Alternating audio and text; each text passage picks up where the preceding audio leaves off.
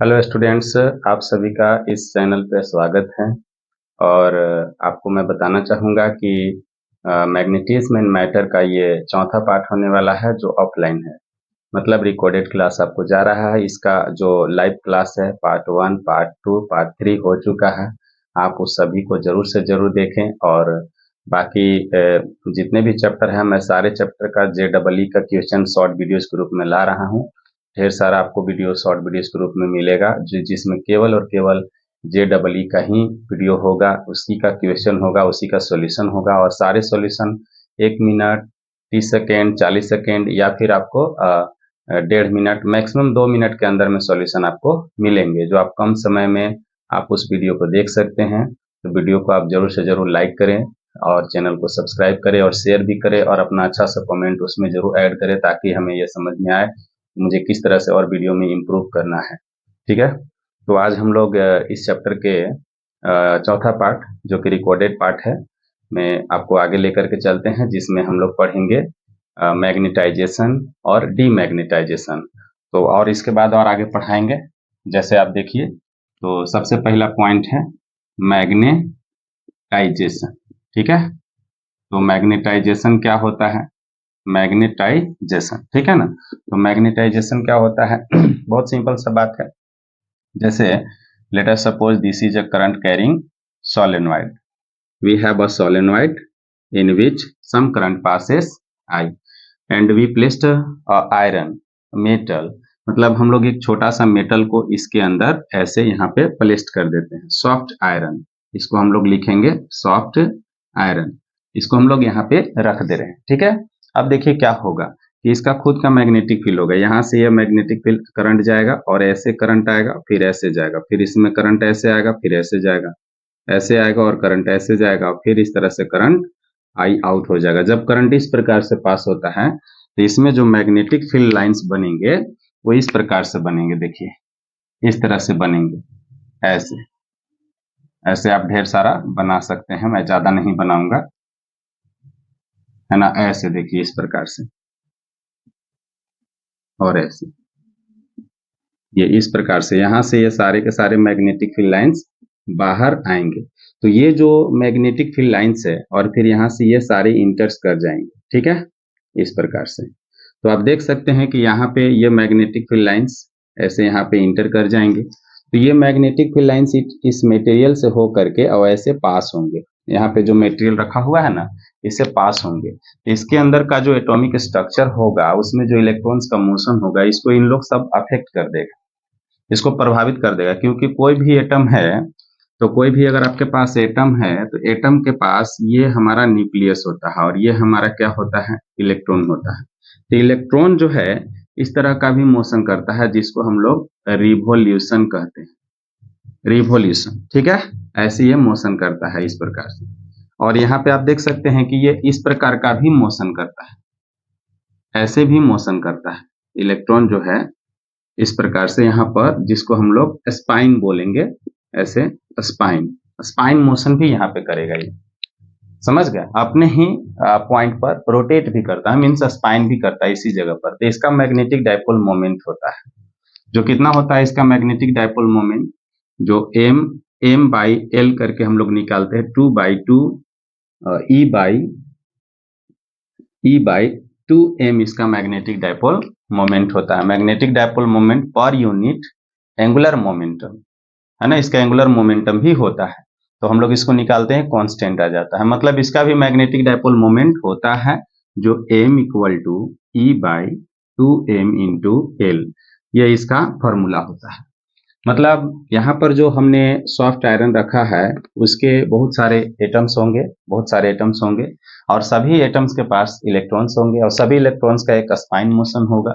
Spine motion होगा और इसका मैग्नेटिक डायपोल मोमेंट होगा। और मैग्नेटिक डायपोल मोमेंट मैग्नेट का होता है। ठीक है, मैग्नेटिक फील्ड का नेचर है, मैग्नेट का नेचर है, तो उसका होता है ये। तो जब इसका होता है, इसका मतलब इसके अंदर पहले से है, जिसके कारण जो है, जो ये ओरिजिनल वाला, ये वाला जो मैग्नेटिक फील्ड जाएगा, ये वाला जो मैग्नेटिक फील्ड जाएगा, तो ये दोनों के बीच में इंटरेक्शन होगा, कुछ न कुछ इंटरेक्शन होगा। समझ गया? तो इस तरह से तो आपको ये समझना है कि क्या बोलते हैं, तो इसके अंदर का जो मैग्नेटिक फील्ड है उसमें चेंज आ जाएगा और वो इंक्रीज हो जाएगा। मतलब इस वाले मैग्नेटिक फील्ड के कारण इसके अंदर कुछ इंडक्शन हो जाएगा, कुछ मैग्नेटिक फील्ड और भी आ जाएंगे, ऐड हो जाएंगे। समझ गए? तो इस तरह से जो है कि क्या बोलते हैं हम लोग, इस प्रोसेस को मैग्नेटाइजेशन कहा जाता है। इस प्रक्रिया से अब ये जो आयरन है, ये जो आयरन है यहाँ पर, ये आयरन जो है आपको याद रखना है कि behaves like magnet, behaves like magnet for a short period of time. कुछ समय के लिए जो है कि ये नॉर्थ पोल और साउथ पोल जैसा ये बिहेव करेगा हमारे साथ, है ना, इसमें ऐसे। मतलब मान लीजिए कि एक तरह से ही मैग्नेट के रूप में कन्वर्ट हो जाएगा, पहले था मेटल अब हो जाएगा मैग्नेट। तो इस प्रोसेस को हम लोग बोलते हैं मैग्नेटाइजेशन। तो मैग्नेटाइजेशन प्रोसेस और कैसे किया जाता है? Let us suppose this is a wire through which some current I passes and by the Oersted experiment it is proved that a current carrying wire produces magnetic field around the wire. This is the wire through which some current passes. ये हमारा एक wire है जिससे होकर के कुछ current pass हो रहा है इस प्रकार से, और इसके चारों तरफ क्या बन जाएगा? मैग्नेटिक फील्ड बन जाएगा इस तरह से।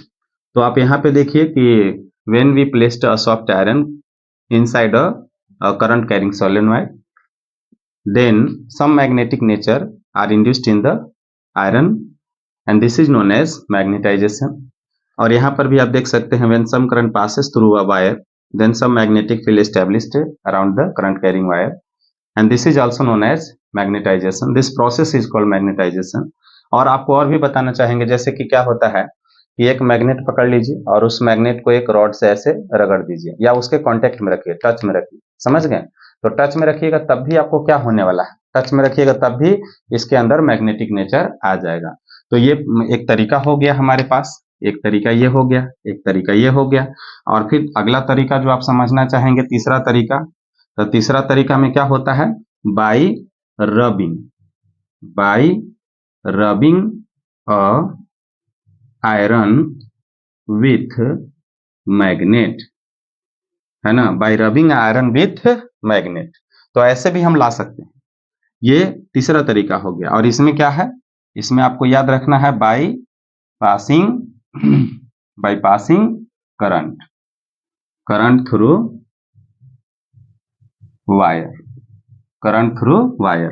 तो जब हम इस करंट से पास करेंगे तब भी, या फिर यहाँ पर by placing iron inside a current carrying solenoid. तो ये these are three process by which we can produce magnetic nature inside a material and this process is known as magnetization. So now we define magnetization. Simple सा बात है, the process of producing magnetic nature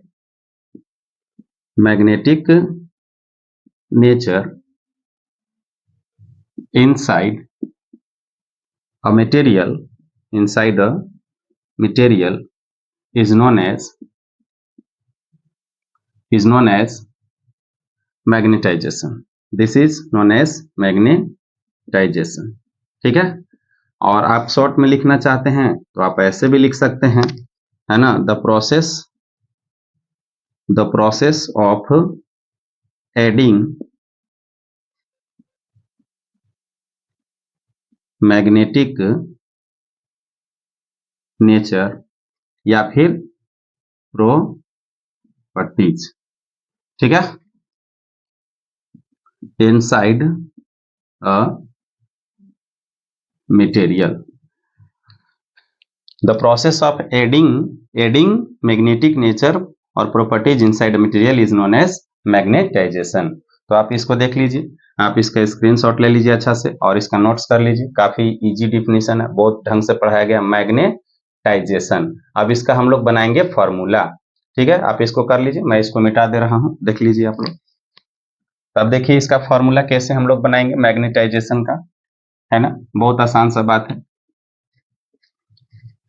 अब देखो आप लोग, जैसे इसमें ये जो मटेरियल है इसका कुछ वॉल्यूम होगा। जैसे आप सपोज कीजिए जो हमारे पास मटेरियल है, इस प्रकार से मटेरियल है मेरे पास, इस तरह से। तो इसका ये क्रॉस सेक्शनल एरिया हो जाएगा, इसका ये वाला कुछ लेंथ हो जाएगा। इस तरह से हम लोग इसको लेकर के आ जाएंगे यहाँ पे, देखिए ऐसे, ठीक है ना। देखिए, तो कुछ इसका लेंथ होगा, कुछ इसका क्रॉस सेक्शनल यहाँ पर एरिया होगा इस पॉइंट पर, और इस पॉइंट पर भी उतना ही एरिया होगा। आप ही समझ रहे हैं, दोनों पॉइंट पे सेम एरिया होगा। ऐसा रख लेते हैं। मान लीजिए एक रॉड है, एक मटेरियल है, मैग्नेटिक मटेरियल है। मैग्नेटिक मटेरियल को हम लोग 3 पार्ट में डिवाइड करेंगे, इसी क्लास में आज ही पढ़ेंगे हम लोग, पारा, डाया एंड फेरोमैग्नेटिक सब्सटेंसेस, ठीक है। किसी तरह का कोई प्रॉब्लम होता है या कहीं पर कोई मिस्टेक हो जाती है तो आप लोग जरूर कमेंट बॉक्स में लिखिए, ताकि हम समझ सके। आपका हमें साथ चाहिए, और आपका साथ से ही हम आगे बढ़ सकते हैं। सभी स्टूडेंट, आपसे रिक्वेस्ट है इस बात के लिए, ठीक है। तो चलिए देखिए आप लोग, तो ये एक मटेरियल है, आपके सामने एक मटेरियल रखा गया है जिसका this is the cross sectional area of this material and this is the length of the material. Now we get volume is equal to A into L. This is the volume and volume contains a lot of atoms inside these materials. जैसे आपको ऐसे समझना है कि इसके अंदर ढेर सारे ऐसे एटम्स होंगे, and each atoms has some electrons, and all electrons have spine motions. Because of them, because of the spine motion, these atoms or these electrons contribute some magnetic dipole moments. ठीक है। तो जब यहाँ पर इसको हम magnetic field के contact में लेकर के आते हैं, तो ये सारे के सारे जो एटम हैं मैग्नेटाइज हो जाएंगे, मतलब मैग्नेटिक बिहेवियर शो करने लगेंगे, ठीक है, करने लगेंगे। तो हम लोग यहाँ पर क्या करते हैं, मैग्नेटाइजेशन को कैसे डिफाइन करते हैं। It is defined as magnetic dipole moment. Magnetic dipole moment ही सबके अंदर आ जाएगा, ठीक है ना। सभी के सभी अंदर मैग्नेटिक डाइपोल मोमेंट आ जाएगा, हर किसी के पास आ जाएगा। तो इस जगह में कितने सारे एटम्स हैं, कितने सारे यहाँ पर स्पेसिमेन है, कितने सारे मतलब पाए जा रहे हैं एटम, और किस तरह से उसके अंदर इलेक्ट्रॉन्स हैं। तो it is defined as magnetic dipole moment per unit volume. आप इस बात को समझने का प्रयास कीजिए कि हम ये क्या कहना चाहते हैं। देखिए यहाँ पर बोल रहे हैं कि मैग्नेटिक डाइपोल मोमेंट सबके अंदर नेचर आ जाएगा, तब तो मैग्नेटाइजेशन बोलेंगे। अगर नहीं आएगा तो मैग्नेटाइजेशन हम लोग नहीं बोल सकते हैं, ठीक है। तो सभी के अंदर मैग्नेटिक डाइपोल मोमेंट जैसी नेचर आ जाएगी, magnetic dipole moment per unit volume. हम जो यहाँ पे दे रहे हैं, जैसे आपको हम समझा रहे हैं एक छोटा एग्जांपल से। जैसे मान लीजिए कि मेरे पास एक रूम है, इसमें ढेर सारे ऐसे स्टूडेंट हैं, ठीक है ना, ऐसे ढेर सारे स्टूडेंट्स हैं ऐसे, ठीक है। हम कुछ लाए, जैसे मान लीजिए कोई मिठाई लेकर के आते हैं या पानी लेकर के आते हैं, कुछ भी लेकर के आते हैं, तो हमने इधर से तो दे दिया, हमें जो भी देना था हमने दे दिया, तो ये तो अमाउंट फिक्स हमने कर दिया, इसको दे दिया। अब क्या हुआ कि किसी को मिला और किसी को नहीं मिला, किसी को मिला किसी को नहीं मिला, किसी को मिला किसी को नहीं मिला, किसी को मिला फिर नहीं मिला, ऐसे भी हो सकता है। तो इसका मतलब जिसको मिला वो क्या हो गया, मैग्नेटाइज्ड हो गया, मतलब उसके अंदर मैग्नेटिक डाइपोल जैसी नेचर आ गई है, ठीक है। और जिसको नहीं मिला उसके अंदर नहीं आई है, ठीक है, जिसको नहीं मिला उसके अंदर नहीं आई है। तब ये हमारे पास ऐसा होता है कि अगर यहाँ पर स्पेस बहुत ज्यादा रहेगा तो बहुत सारे इसमें स्पेसिमेन आ सकते हैं, बहुत सारे जो है यहाँ पर सैंपल आ सकते हैं, समझ गए कि नहीं। तो उनको सबको मैग्नेटाइज किया जा सकता नहीं किया जा सकता, वो मटेरियल पे डिपेंड करता है। आपको हम बता रहे हैं और एग्जाम्पल समझा रहे हैं। जैसे देखिए इस प्रकार से, देखिए आपको हम समझा रहे हैं, ठीक है। जैसे मान लीजिए कि एक हमारे पास ऐसे रूम है, ये रूम है, ठीक है। एक स्टूडेंट यहाँ पर है, फिर यहाँ पर है, यहाँ पर भी है, इस प्रकार से ढेर सारे स्टूडेंट ऐसे हैं मेरे पास। देखिए इस प्रकार से आप प्रयास कीजिए समझने का, बहुत समझ में आएगा आसानी से। अब देखिए यहाँ पे जो टीचर है, इस जगह पे ये टीचर जो भी स्पीचिंग कर रहा है, जो भी बोल रहा है, वो सारा चीज इसे भी जा रहा है, इसके पास भी जा रहा है, इसके पास भी जा रहा है, इसके पास भी जा रहा है। इस तरह से सभी स्टूडेंट के पास ऐसे इनका स्पीच, इनका जो नॉलेज है जा रहा है सबके पास। लेकिन आप देख सकते हैं कि कोई बच्चा जो है, जैसे मान लीजिए ये जो बच्चा है ये 99% अचीव किया, ये जो बच्चा है 88% अचीव किया, ये जो बच्चा है ये 100% अचीव किया। ऐसा नहीं सोचना है कि लास्ट रो में बैठा है तो नहीं करेगा।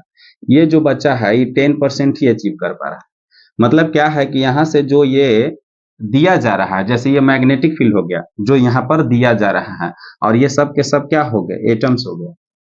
तो ये कितना अचीव करता है ये इस पे डिपेंड करता है, कोई बच्चा कम करता है, कोई ज्यादा करता है, इस प्रकार से होता है। तो इसी के आधार पे मटेरियल्स को डिवाइड कर दिया गया है। कोई मटेरियल जो है ऐसा है जो 100% चीजों को अचीव कर ले रहा है, कोई ऐसा भी है, कोई उससे कम, कोई उससे कम, कोई बहुत ज्यादा कम कर रहा है, कोई कर भी नहीं पा रहा है, कह रहा है कि सर बाउंस हो जा रहा है, कुछ समझ में ही नहीं आ रहा है। इसके आधार पे 3 तरह से मटेरियल्स को बांटा गया है। तो जो मैग्नेटिक नेचर होता है, प्रोसेस ऑफ मैग्नेटाइजेशन जो होता है, मैग्नेटाइजेशन सबके साथ अलग अलग होता है। दुनिया में जो मटेरियल्स होते हैं सबके साथ अलग अलग होता है। इसीलिए हम लोग एक सैंपल में रख करके, एक वॉल्यूम में रख करके, और उनको हम लोग magnetic nature, magnetic properties provide करने का काम करते हैं, उसके अंदर क्रिएट करते हैं, प्रोड्यूस करते हैं।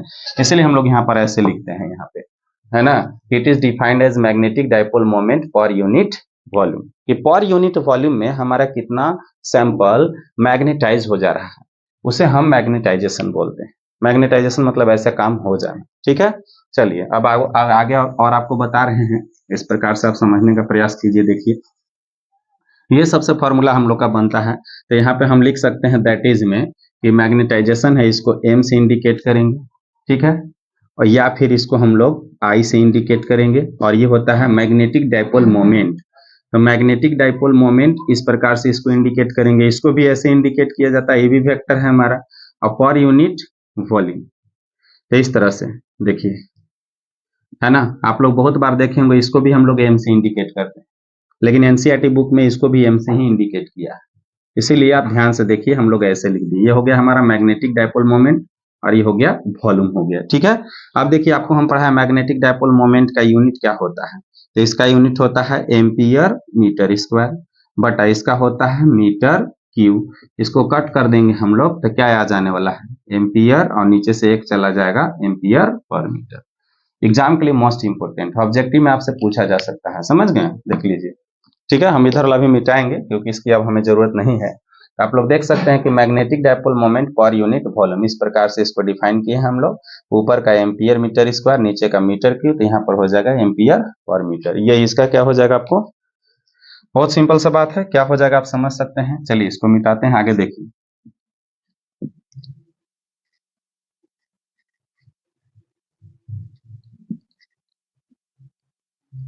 तो ये हो गया, इसका हम लोग डायमेंशन लिखेंगे। इसका डायमेंशन कैसे लिखा जाता है, डायमेंशन ऑफ एम और आई दोनों से इंडिकेट किया जाता है इसको। देखिए तो डायमेंशन क्या हो जाएगा, इसका तो हो जाएगा ए, और इसका हो जाएगा एल का पावर -1। जैसे हम लिख सकते हैं m0 l -1 t0 और a, ऐसे भी लिख सकते हैं, काफी इजी पड़ेगा, आप इसको याद रखिए। ठीक है, अब इसके फॉर्मूला को और थोड़ा सा ब्रेक कर लेते हैं। देखिए नाउ कैसे लिखा जाएगा, जैसे m है या फिर i है, दोनों हम एक ही साथ लिख रहे हैं। कुछ बुक आपको i लिखता है, कुछ बुक आपको m लिखता है, इसलिए कंफ्यूजन हो जाता है बच्चों को काफी। इसीलिए हमने क्या किया है कि दोनों लिख दिया है आप लोग के लिए, समझ गए कि नहीं, दोनों। ठीक है, चलिए अब इसको और हम लोग कैसे लिखेंगे, म्यू, म्यू को क्या लिखा जाएगा, m इंटू 2l, ऐसे लिख सकते हैं, या फिर ऐसे लिख सकते हैं m इंटू l। याद कीजिए आप लोग इसको बढ़िया से, है ना, m into l, pole strength into क्या लिखते हैं, length between the pole strength. ठीक है, और यहाँ पर इसको हम लोग लिख सकते हैं l इंटू a, मतलब एरिया इंटू लेंथ। ओहो दिक्कत हो रहा है थोड़ा सा, देखिए आप लोग साफ साफ लिखेंगे तब ना, m इंटू एल बटा, या ऐसे भी l लिख देते हैं, आपको ज्यादा कंफ्यूजन नहीं होगा, और a into L, a into L भी क्या होता है, वॉल्यूम होता है, और इसको से इसको कट कर देंगे तो कितना हो जाएगा, m बाई a हो जाएगा।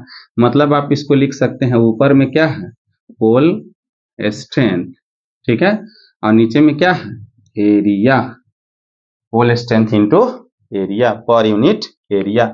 इसको भी हम लोग क्या बोलते हैं, मैग्नेटिक डाइपोल मोमेंट के नाम से क्या बोलते हैं, मैग्नेटाइजेशन, एक्चुअली में मैग्नेटाइजेशन है। ठीक है, magnetisation, this is called magnetisation. So we have to write I vector, not M vector. M vector भी लिख सकते हैं, एम वेक्टर में क्या प्रॉब्लम है आप समझ ही रहे हैं, क्योंकि बार बार हम लोग पढ़े हैं m is equal to m into 12 पढ़े हैं, या i इंटू a पढ़े हैं। तो अब हम आपसे रिक्वेस्ट करेंगे कि आप लोग इसका एक स्क्रीनशॉट ले लीजिए बढ़िया सा, है ना, और आपको इतना ही पढ़ना है, और इसमें आपको याद करके जाना है कि हमारे पास क्या है, magnetic dipole moment per unit volume, यह है फॉर्मूला डिफिनीशन से ही हम लोग फार्मूला बना लेते हैं, और यूनिट हो गया और डायमेंशन हो गया और दूसरा वर्जन हो गया hole strength per unit area. ठीक है, तो आप लोग इसको जल्दी से कर लीजिए क्योंकि हमारा अगला टॉपिक भी बचा हुआ है काफी।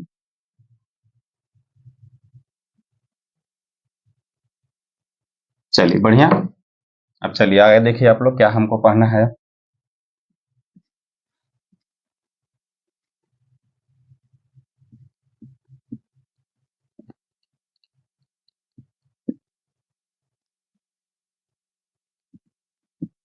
देखिए अगला जो टॉपिक है उसका नाम है magnetic intensity according to NCERT. Magnetic intensity और intensity of magnetising field. Intensity of magnetising field एक और नाम भी हम लोग ऐसे बोलते हैं, but in NCERT book this is known as magnetic intensity. Magnetic intensity, अब देखिए आपको हम बता रहे हैं कि इसको कैसे हम लोग पढ़ेंगे, जैसे अभी आपको बताए थे इस प्रकार से। ये फिगर आपको काफी हेल्प करने वाला है। This is current I that passes through this solenoid and this is the current that comes out. Now we placed a material inside this solenoid. This is our material that we used here to magnetize. इसको हम चाहते हैं कि magnetise हो जाए, समझ रहे हैं? इसको हम चाहते हैं कि क्या हो जाए, हमारा मैग्नेटाइज हो जाए, मतलब कि इसके अंदर मैग्नेटिक नेचर इंड्यूस्ड हो जाए या प्रोड्यूस्ड हो जाए या क्रिएट हो जाए, जो भी आप चाहते हैं। ठीक है, तो सबसे पहला बात है करंट जब इस प्रकार से जाएगा तो मैग्नेटिक फील्ड किस तरह से रहेगा। देखिए तो मैग्नेटिक फील्ड तो इस प्रकार से रहेगा, इसके अंदर इस तरह से हमारा मैग्नेटिक फील्ड हो जाएगा। ऐसे मान लीजिए, ऐसे हम शॉर्ट में आपको लिए बना दिए, ये हमारा मैग्नेटिक फील्ड हो जाएगा, है ना, इस तरह से। और ये वाला हमारा मटेरियल हो जाएगा, इसको हम लिख भी दे रहे हैं इस तरह से, यहां से निकाल करके ये हो गया मटेरियल।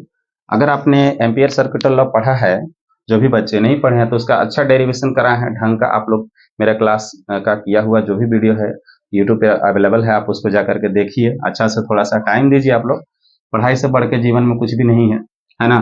तो मटेरियल इसके अंदर हमने रख दिया। अब ये जो मैग्नेटिक फील्ड है यहाँ पे, ये वाली जो मैग्नेटिक फील्ड है, ये मैग्नेटिक फील्ड आपका है म्यू नॉट एन आई। मतलब ये मैग्नेटिक फील्ड आपको डिपेंड करता है नंबर्स ऑफ टर्न्स पे, and this is equal to total numbers of turn per unit length. यहाँ से यहाँ तक को हम लोग क्या बोलते हैं, एन बोलते हैं, और इसका कुछ लेंथ होता है जो एल इस प्रकार से रहता है। ठीक है, चलिए तो ये हमारा हो जाता है N. N means total numbers of turns per unit length, and magnetic field also depends on the amount of current that passes through this wire that is used to make the solenoid. ठीक है, तो सबसे important point आप यहाँ पे देख सकते हैं कि ये जो एक्चुअली में मैग्नेटिक फील्ड है ये directly proportional to n I है, इसके डायरेक्टली प्रोपोर्शनल है। एंड म्यू नॉट क्या होता है, परमिएबिलिटी ऑफ द स्पेस होता है, फ्री स्पेस और एयर का होता है, उसके बारे में भी हम लोग देखेंगे अभी। बट यहाँ पे आप देखिए ध्यान से, क्या हम आपको बता रहे हैं कि एन इंटू आई पे डिपेंड करता है। ठीक है, तो इसको हम लोग बोलते हैं, इसको अगर आप बढ़ा दीजिएगा तो ये बढ़ जाएगा, ये जब स्ट्रॉन्ग हो जाएगा तो इसके अंदर भी स्ट्रॉन्ग मैग्नेटाइजेशन होने लगेगा, इसके अंदर भी। ठीक है, डीमैग्नेटाइजेशन क्या होता है, अभी हमने उसका डेफिनेशन पढ़ाया भी नहीं है, लेकिन यहीं पे आपको बोल दे रहे हैं, हम लिखवाएंगे भी नहीं, अगर मन होगा तो लिखवा देंगे डीमैग्नेटाइजेशन क्या होता है, या वैसे लिख भी दे रहे हैं, थोड़ा सा क्या दिक्कत है। डीमैग्नेटाइजेशन बहुत सारे बच्चे लिखवाना पसंद करते हैं कि ताकि टीचर परेशान हो, लिखते रहे, है ना। डीमैग्नेटाइजेशन मीन्स क्या होता है, बहुत आसान सा भाषा में, process of removing magnetic nature from a material,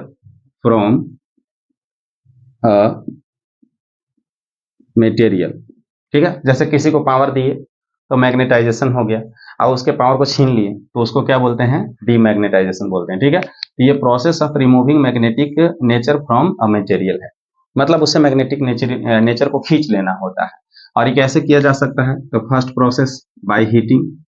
अगर आप मैग्नेट को या जिसके अंदर मैग्नेटिक नेचर है उसको आप हीट कर दीजिएगा, हीट करने से क्या हो जाएगा कि उसके अंदर रेजिस्टेंस बढ़ जाएगा, फिर इसके बाद करंट कम हो जाएगा, करंट कम हो जाएगा तो मैग्नेटिक फील्ड भी उसके अंदर का डिस्ट्रॉय होने लगेगा, कम होने लगेगा, समझ गए। तो इस तरह से होता है, बाय हीटिंग हो गया, बाय हैमरिंग हो गया, हैमरिंग, ओहो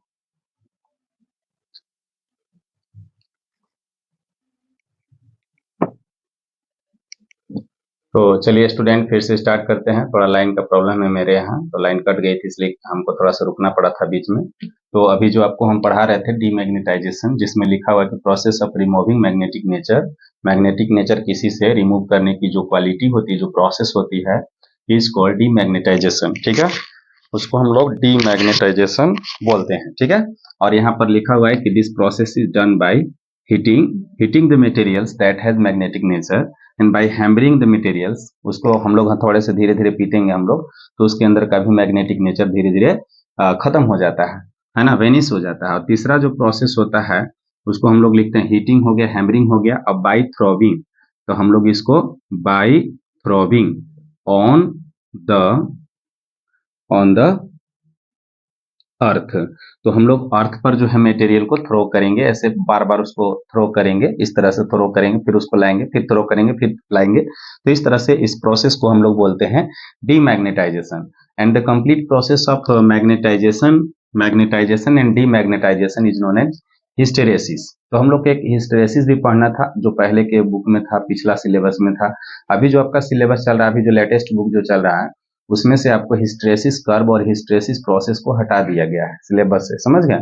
तो इसके चलते जो है कि उसको हम क्लास नहीं लेंगे। अगर आप लोग चाहेंगे कि हाँ वो चीज भी पढ़ाया जाए, हिस्टेरेसिस के बारे में आप अच्छा से जानना चाहते हैं, जो जेईई नीट में इंपॉर्टेंस रखता है, तो आप लोग कमेंट में लिखिएगा, हम उसका भी वीडियो बना करके डाल देंगे आप लोग के लिए स्पेशल। ठीक है, तो अभी जो आपको यहाँ पर हमने समझाया कि इसमें इस मटेरियल को अगर हम रख देते हैं, तो इस मैग्नेटिक फील्ड के इन्फ्लुएंस में इसको रखा गया है, इसके प्रभाव में रखा गया, जिसका वैल्यू कितना होता है, म्यू नॉट एन आई एम्पियर सर्कुलर लॉ में। इसका भी फुल डेरिवेशन 5 मार्क्स के लिए किया गया है, अभी 2026 के लिए आपको बहुत इंपॉर्टेंट है, आप उसका वीडियो जरूर देखिए। ठीक है, तो आप यहाँ पे देख सकते हैं कि ये वाली जो प्रोसेस है, यहाँ पर ये वाली जो प्रोसेस है, जो यहाँ पर ये जो टर्म है N into I, this is called magnetic intensity. Intensity समझ रहे हैं आप लोग, इसी का टोटल प्रभाव पड़ेगा यहाँ पे। ठीक है, तो हम यहाँ पर लिख सकते हैं वी नो दैट, ऐसे लिखेंगे। देखिए तो क्या लिखेंगे, B is equal to mu nought N I and N I is equal to H, इसको हम लोग H लिखेंगे। एंड दिस इज कॉल्ड, इसी को हम लोग बोलते हैं मैग्नेटिक, ठीक है, मैग्नेटिक इंटेंसिटी, इसी को हम लोग बोलेंगे मैग्नेटिक इंटेंसिटी। यही हमारा मैग्नेटिक इंटेंसिटी होता है। यहाँ पर फिर से लिख देते हैं H is equal to n I, बहुत इंपॉर्टेंट फार्मूला है, इसी को हम लोग लिखेंगे मैग्नेटिक इंटेंसिटी। तो आप देख सकते हैं कि अब इस फार्मूला को ऐसे लिखा जा सकता है ना, अच्छा से लिख रहे, देखिए B is equal to mu nought, और इसको क्या लिखेंगे H, मतलब H is equal to B by mu nought हो जाएगा, ये नीचे चला जाएगा इस प्रकार से, है ना। कितना लिखेंगे हम लोग, म्यू नॉट। ठीक है, ये काफी इंपॉर्टेंट फार्मूला है, जो हमें काम आने वाला है, ये वाला फार्मूला। ठीक है, अगर ये मैग्नेटिक फील्ड हमारा वेक्टर है, तो ये भी हमारा क्या हो जाएगा, वेक्टर हो जाएगा। अब हम आपको यहाँ से इसको इरेज कर देना है, इसका एक स्क्रीनशॉट ले लीजिए, क्योंकि मुझे लिखना है काफी, तो इसलिए हम इसको हटाना चाहेंगे, डीमैग्नेटाइजेशन। ठीक है, तो यहां से देखिए आप लोग,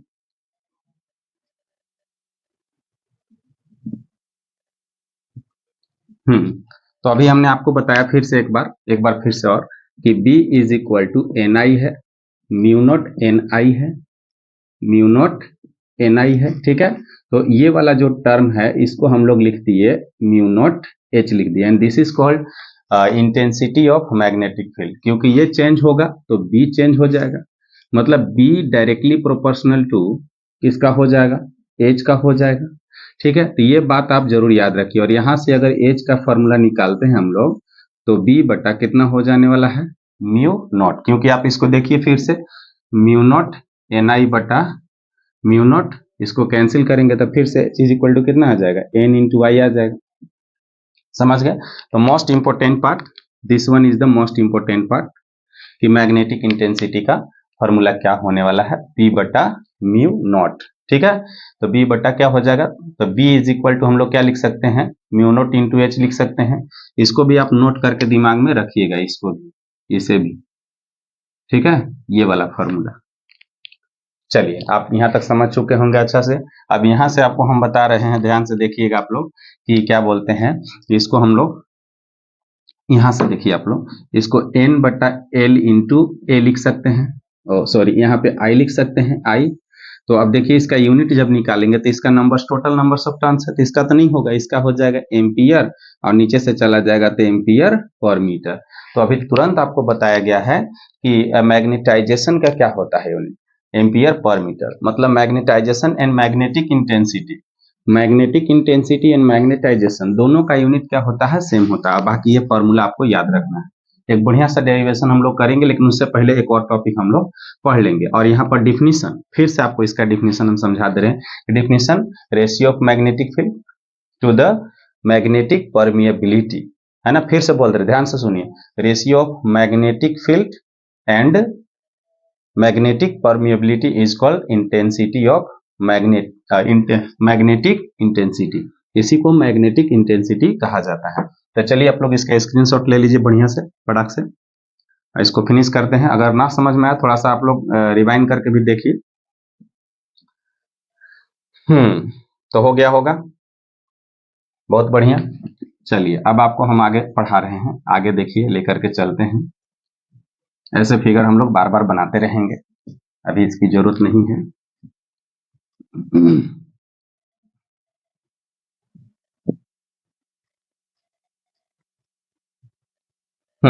तो इम्पोर्टेंट पॉइंट क्या है, तो पहले हमने आपको पढ़ाया मैग्नेटाइजेशन, और मैग्नेटाइजेशन को क्या से इंडिकेट करेंगे, एम से और आई से, और इक्वल टू म्यू बटा वॉल्यूम एम बटा एरिया, और आपको ampere per metre.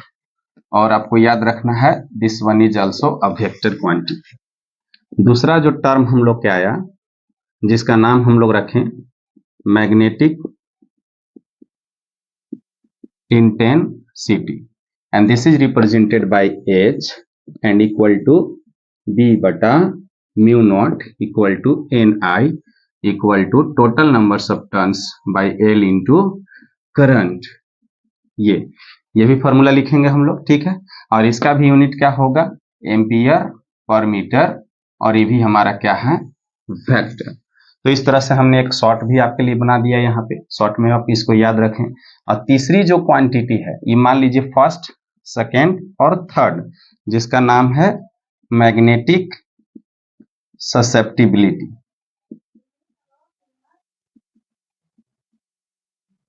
Magnetic susceptibility, and this is represented by chi m, magnetic susceptibility. इसी प्रकार से होता है इलेक्ट्रिक ससेप्टिबिलिटी, समझ गए। जैसे यहाँ पर मैग्नेटाइजेशन है, उसी तरह से वहां पर होता है पोलराइजेशन, समझ गए कि नहीं, इस प्रकार से। और यहाँ पर देखिए मैग्नेटिक ससेप्टिबिलिटी, जिसको हम लोग काई एम, इसको काई एम बोलते हैं, काई एम, ठीक है। बहुत सारे आपको ऐसे भी लिखा हुआ रहता है, ऐसे भी लिखा हुआ रहता है, लेकिन हमारा बुक में ये सब नहीं है, इसलिए हम लोग इसको नहीं लिखेंगे, अभी एनसीईआरटी में नहीं है हमारे पास, तो हम लोग नहीं लिखेंगे। लेकिन आपके लिए काई एम मोस्ट इंपोर्टेंट। अब बहुत आसान तरीका से first by second, first by second M by H, first में जो पढ़े सेकेंड में पढ़े, बस रेशियो कर दीजिए। या फिर आप ऐसे आई बाई एच, बट बच्चा लोग कंफ्यूज हो जाता है कि आई मीन्स करंट, लेकिन यहाँ पर आपको इस चैप्टर में समझना है कि आई मीन्स क्या है। आई मीन्स यहाँ देखिए वाला है, इसीलिए इसके ऊपर वेक्टर का साइन हम लोग दे देंगे तो ज्यादा अच्छा रहेगा, समझ गए कि नहीं। एच भी तो हमारा वेक्टर है, तो इस पर भी वेक्टर का साइन दे देंगे हम, इस पर भी, समझ गए, वेक्टर का साइन। आई क्या होता है, आई से करंट होता है, बट यहाँ पर हमने वेक्टर का साइन दे रखा है, इसलिए क्या है, इसलिए वेक्टर है, स्केलर नहीं है। स्केलर होता तब करंट हो जाता, समझ गए कि नहीं। अब बताइए कि इसका ऊपर वाला का भी एम्पियर पर मीटर, नीचे वाला का भी एम्पियर पर मीटर, तो मतलब no unit and no dimension. बहुत most important point, no unit and no dimension, this is a pure number. एक नंबर होता है मीन्स स्केलर, समझ गए। तो यहीं पर हम लोग इसको लिख लेते हैं, ये स्केलर है, प्योर एक नंबर के रूप में हमको मिलने वाला है, जिसे हम लोग क्या बोलते हैं, मैग्नेटिक ससेप्टिबिलिटी। तो आसान से डिफिनीशन, द रेशियो ऑफ किसका, इसका नाम पढ़ दीजिए, नाम क्या है, मैग्ने, है ना, टाइजेशन, मैग्नेटाइजेशन। देखिए साफ साफ लिखे, आप लोग भी परीक्षा में इसी तरह से साफ साफ लिखिएगा। एंड एंड और नीचे वाला के क्या नाम है, मैग्नेटिक इंटेंसिटी। मैग्नेटिक इंटेंसिटी,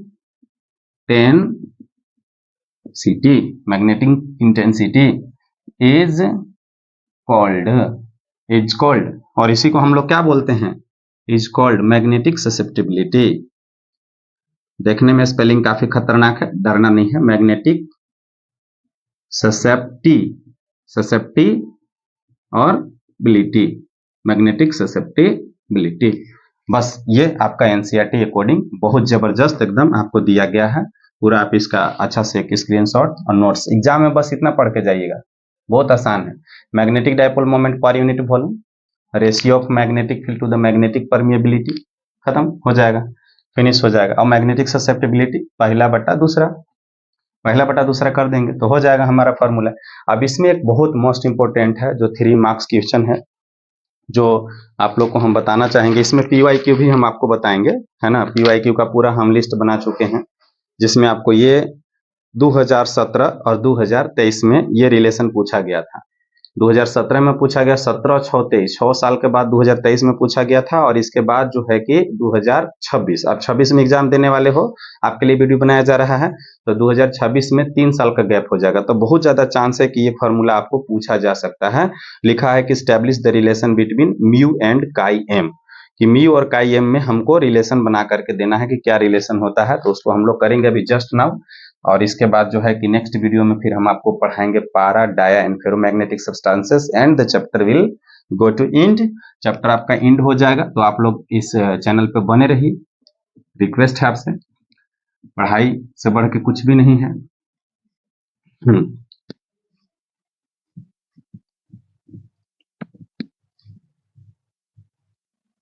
चलिए बहुत बढ़िया। चलिए तो वही सवाल सेम टू सेम जैसे कि आपका बुक में लिखा हुआ है, क्या बोलते हैं, जैसे आपका PYQ में लिखा हुआ है, मतलब हम वैसे ही लिख दे रहे हैं, है ना। क्वेश्चन बहुत आसान ऐसे लिखा हुआ है, एस्टैब्लिश द रिलेशन बिटवीन, है ना, म्यू एंड काई एम, ऐसे आपको लिखा हुआ है, ठीक है। म्यू एंड मैग्नेटिक परमिएबिलिटी, या फिर ऐसे लिख देते हैं permeability and susceptibility, and this is 3 marks, है ना। 3 मार्क्स का क्वेश्चन है, इतना इजी है कि आप बिलीव नहीं कर सकते हो, सोच नहीं सकते हो बाबू, कितना इजी है ना। Establish the relation between permeability and susceptibility, and objective question तो बहुत इंपॉर्टेंट है, मत कहिए आप। नीट में भी बहुत बार इसका ऑब्जेक्टिव क्वेश्चन आया है, जेई में भी आया है, उससे हमको मतलब नहीं है। हम लोग को बोर्ड एग्जाम देना है, तो बोर्ड एग्जाम के लिए हम लोग उसको देखेंगे और उसका भी क्वेश्चन आपको दिखाएंगे। इसका हम शॉर्ट वीडियो बना करके डालेंगे, आप लोग जरूर देखिएगा, है ना, उसमें बताएंगे। तो सबसे पहला पॉइंट कि आपको कैसे इसको हम समझाऊं, इस प्रकार से देखिए। अभी तुरंत जस्ट नाउ इसका हमने एक फिगर बनाया था, ठीक है। Let us consider this is a solenoid, inside a material is placed to magnetize, inside a material is placed to magnetize it. हम लोग इसको मैग्नेटाइज कराना चाहते हैं। इसका मैग्नेटिक फील्ड लाइंस इससे होकर के ऐसे गुजरेगा, इस प्रकार से ऐसे गुजरेगा। यहाँ पर डायरेक्शन दिखा देंगे हम लोग, ऐसे आउट होगा, यहाँ पर इन होगा मैग्नेटिक फील्ड लाइन, यहाँ साउथ पोल और नॉर्थ पोल के जैसा ये बिहेव करेगा, ठीक है। इसमें करंट को हम लोग जाता हुआ दिखा देंगे, इस प्रकार से आई करंट जाएगा और फिर यहाँ से करंट आई वापस आ जाएगा। बहुत बढ़िया फिगर बन चुका है, एग्जाम में इस फिगर को जरूर बनाइएगा, जरूर से जरूर। अब देखिए आपको हम बता रहे हैं कि यहाँ पर इनसाइड अ सोलेनॉइड जो मैग्नेटिक फील्ड एग्जिस्ट करता है, म्यू नॉट NI होता है इनसाइड अ सोलेनॉइड, ठीक है, जिसे हम क्या लिख सकते हैं, म्यू नॉट इंटू H लिख सकते हैं। ये बात समझ लीजिए अच्छा से, ठीक है। अब क्या होगा कि इसके अंदर मैग्नेटिक नेचर आ जाएगा, मटेरियल के अंदर जो मटेरियल है, ठीक है, मटेरियल, और ये कौन सा है, ये अप्लाइड है ना, ये आपका अप्लाइड मैग्नेटिक फील्ड है, अप्लाइड, जिसको हम लोग B0 लिख देंगे, B0 applied magnetic field. Original, O से मान लीजिए ओरिजिनल। अब मटेरियल के अंदर जो मैग्नेटिक फील्ड आने वाला है उसको हम लोग क्या लिखेंगे, मटेरियल के अंदर, तो उसको BM लिख देते हैं, BM मीन्स मटेरियल, और दिस इज इक्वल टू, इसी प्रकार से इसको भी हम लोग लिखेंगे, क्या लिख देंगे इसको, तो इसको म्यू नॉट लिख देंगे हम लोग, ठीक है। और फिर क्या लिख देंगे, मटेरियल के अंदर है तो इसको हम लोग म्यू कर लेते हैं, मटेरियल के अंदर नहीं इसको म्यू नॉट लिखेंगे। और मटेरियल के अंदर जो फॉर्मूला हम लोग लिखते हैं, मटेरियल के अंदर एम जो अभी तुरंत पढ़े थे हम लोग, मैग्नेटाइजेशन, जिसको हम लोग क्या लिखते हैं, एम लिखते हैं, ठीक है। तो आप यहां पे देखिए, let all the setup is as shown in the figure, या आप ऐसे भी लिख सकते हैं, late us suppose a material that is used to magnetize is placed inside a current carrying solenoid as shown in the figure, आप ऐसे भी लिख सकते हैं, let all the setup is as shown in the figure, therefore total magnetic field को हम कैसे लिख सकते हैं, ऐसे लिखेंगे, B net equal to B naught plus B M लिखेंगे। अब बी नॉट कितना है, तो म्यू नॉट इंटू एच है, प्लस वो कितना हो जाएगा, म्यू नॉट इंटू एम हो जाएगा, दूसरा वाला जैसे अभी लिखे थे, यहाँ से म्यू नॉट को कॉमन कर देंगे तो एच प्लस एम हो जाएगा, ऐसे बंद कर देंगे। और इसको कैसे लिखेंगे हम लोग, तो इसको भी जैसे इस प्रकार से लिखे हैं, म्यू नॉट एच, तो इसको हम लोग लिखेंगे म्यू, ठीक है, और यहाँ पे लिख देंगे हम लोग एच, बढ़िया से समझ लीजिए आप लोग, ठीक। अब यहाँ पर देखिए म्यू हो जाएगा, और एच यहाँ से जो है इसको नीचे ले आएंगे और इसको यहाँ पे ले आएंगे, या फिर से इसको लिख लेते हैं इस प्रकार से, और यहाँ पर म्यू बटा यहाँ पर आ जाएगा म्यू नॉट, और ये इधर आ जाएगा एच बटा एम बटा एच आ जाएगा, इस प्रकार से ये वाला इधर चला जाएगा, और इसको हम लोग बोलते हैं मीडियम बटा, ये टोटल मैग्नेटिक फील्ड इस मीडियम के लिए ही तो निकाला जा रहा है, इस मीडियम के लिए इसके अंदर जो पहले से मैग्नेटिक फील्ड था, मतलब कि ये वाला मैग्नेटाइजेशन वाला, और जो हमने इसको दिया मतलब बी नॉट वाला दिया, तो दोनों ऐड हो जाएगा। फिर से समझ लीजिए, एक बार लास्ट में बोलेंगे फिर खत्म करते हैं इसको। इसके अंदर पहले जो मैग्नेटाइज हो गया, मतलब ये वाला मैग्नेटाइजेशन वाला, और फिर हमारा जो इंटेंसिटी जो था हमने प्रोवाइड किया था, दोनों जो ऐड हुआ और दोनों सेम डायरेक्शन में होता है, इसलिए यहाँ पर हम लोग ऐड का सिंबल दिए हैं। लेकिन इलेक्ट्रिक फील्ड में ऐसा नहीं होता, उसमें अपोजिट डायरेक्शन में इंडक्शन हो जाता है, तो यहाँ पर इसीलिए दोनों को ऐड कर दिए हम लोग, तो ऐड कर दिए तो मटेरियल के अंदर ही निकाल रहे हैं हम लोग, मटेरियल के अंदर निकाल रहे, इसलिए म्यू लिखे हैं, म्यू मींस मटेरियल का हो गया, मीडियम का हो गया, इस प्रकार से। तो अब देखिए इसको हम लोग क्या लिख सकते हैं, यहाँ पे लास्ट करते हैं, बस देखिए कितना लिखना है, 1 2 3 4 5 6 स्टेप के लगभग में आपका ये डेरिवेशन कंप्लीट हो जाता है, और 3 मार्क्स आपको मिल ही जाएंगे, ठीक है। तो इसको हम लोग लिखेंगे म्यू आर, इसको लिखेंगे, और एच से एच डिवाइड हो जाएगा, तो यहाँ पर 1 प्लस एम बाई एच हो जाएगा। अभी जस्ट नाउ आपको पढ़ा है एम बाई एच क्या होता है, तो म्यू आर जो होता है 1 plus chi M, this is our required expression for the relation establishment of the relation between permeability and susceptibility. This is the relative permeability and this is the magnetic susceptibility. Now here the 3 marks question ends, खत्म हो जाता है यहाँ पे। आप इसका screenshot ले लीजिए, और नेक्स्ट वीडियो जो है आपके लिए हम बनाएंगे वीडियो, सारे वीडियो को आप लोग देखते रहिए, शेयर भी कीजिए ताकि बाकी भी बच्चों को मिल सके और हमारा हौसला भी बढ़ सके। और पार्ट 5 में हम पढ़ेंगे आपको क्या बोलते हैं उसका, पारा डाया एंड फिर अकॉर्डिंग टू एनसीईआरटी, और चैप्टर को हो जाएगा फिनिश।